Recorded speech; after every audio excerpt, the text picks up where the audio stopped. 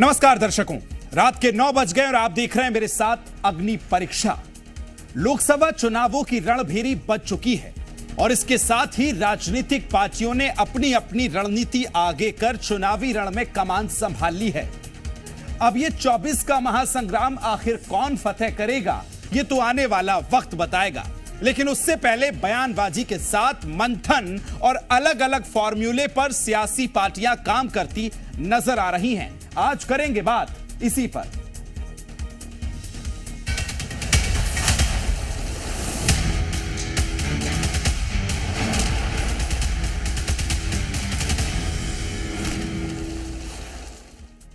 आइए अग्नि परीक्षा की शुरुआत करेंगे। लोकसभा चुनाव से पहले सियासी माहौल लगातार गर्माता नजर आ रहा है।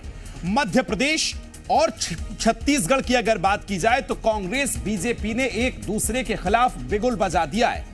एक तरफ आरोप और प्रत्यारोप का दौर चल रहा है, तो वहीं लोकसभा की तैयारियों को लेकर भी दोनों दल तैयार हो रहे हैं। स्ट्रैटेजियां बनाई जा रही हैं, अलग अलग बैठकें की जा रही हैं। आज करेंगे इसी पर चर्चा, लोकसभा के लिए किसकी कितनी है तैयारी। लेकिन उससे पहले देखिए एक छोटी सी रिपोर्ट।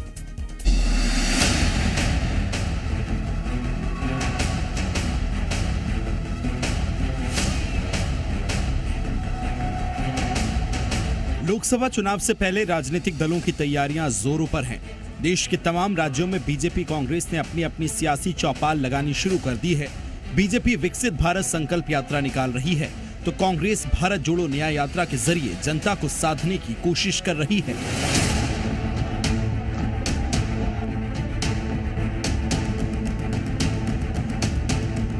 तो इधर मध्य प्रदेश और छत्तीसगढ़ में भी दोनों ही पार्टियों की तैयारियां तेज हैं। लोकसभा चुनाव की तैयारियों को लेकर दोनों दल मैराथन बैठकें कर रहे हैं और वहीं तमाम दिग्गजों के भी प्रदेश दौरे हो रहे हैं। साथ ही प्रदेश संगठन ने भी अपनी रणनीति तैयार कर ली है।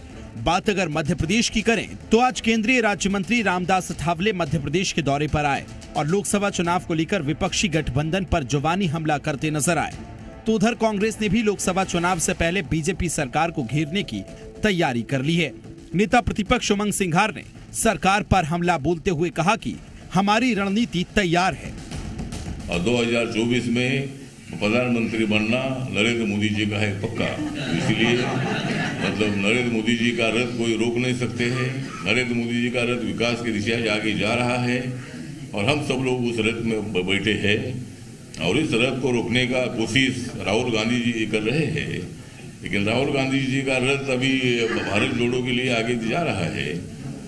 देखिए 6 तारीख को हमारी विधायक दल की बैठक और चूंकि पार्टी में सभी लोग मिलकर निर्णय लेते हैं, तो विधानसभा में तो अंदर घेरेंगे, विधानसभा के बाहर भी आवश्यकता रही तो वो भी घेरेंगे। और बात अगर एमपी के पड़ोसी राज्य छत्तीसगढ़ की करें तो यहां भी कांग्रेस बीजेपी ने अपनी अपनी रणनीति बनानी शुरू कर दी है।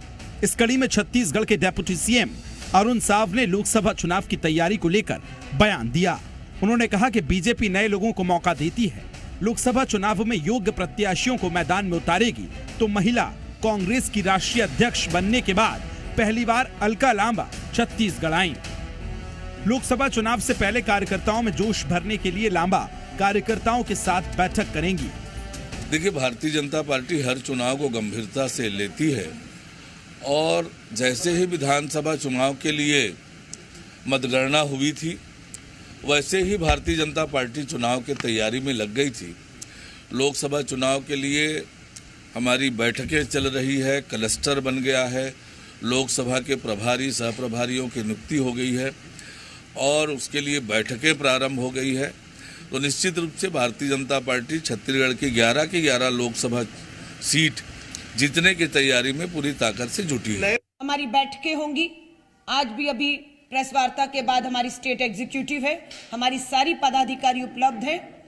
बात होगी, चर्चा होगी, संगठन को किस तरीके से मजबूत किया जाए उस पे। यहाँ पर छत्तीसगढ़ में 536 किलोमीटर ये यात्रा चलेगी। कुल 5 दिन छत्तीसगढ़ में भारत जोड़ो न्याय यात्रा रहेगी और ये लगभग 7 जिलों से गुजरेगी।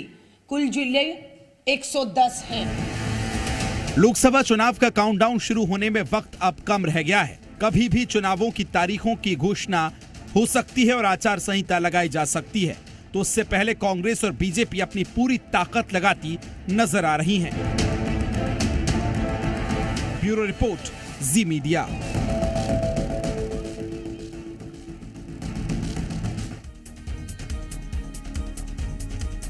तो इधर बीजेपी ने लोकसभा चुनाव के लिए एक और नए अभियान की शुरुआत कर दी है।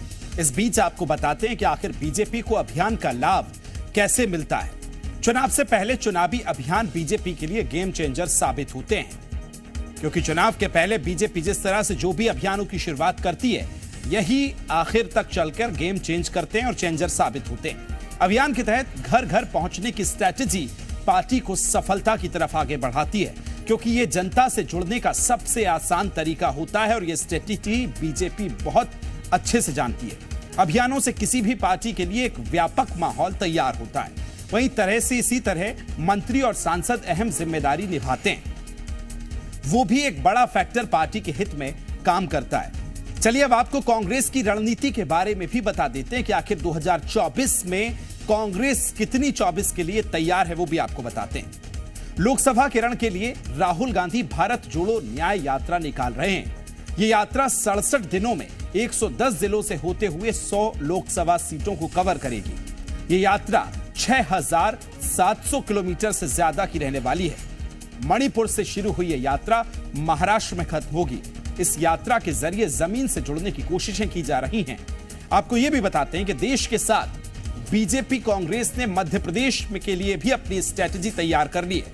मध्य प्रदेश में तमाम अभियानों के साथ बैठकों का दौर चल रहा है।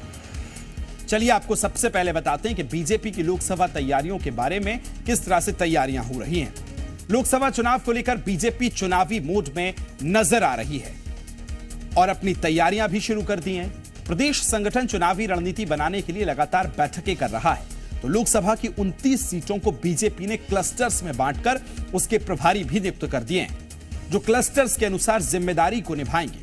वहीं बीजेपी ने लोकसभा की हर सीट के लिए अलग अलग दिग्गज नेता को जिम्मेदारी भी सौंपी है।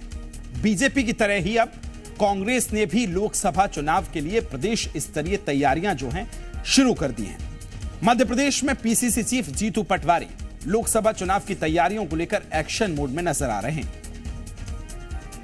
लोकसभा चुनाव के मद्देनजर कांग्रेस ने मध्य प्रदेश की राजधानी भोपाल में अपने कार्यालय को वॉर रूम में तब्दील कर दिया है। तो देश में जारी राहुल गांधी की भारत जोड़ो न्याय यात्रा को मध्य प्रदेश में सफल बनाने के लिए भी रणनीति तैयार हो रही है।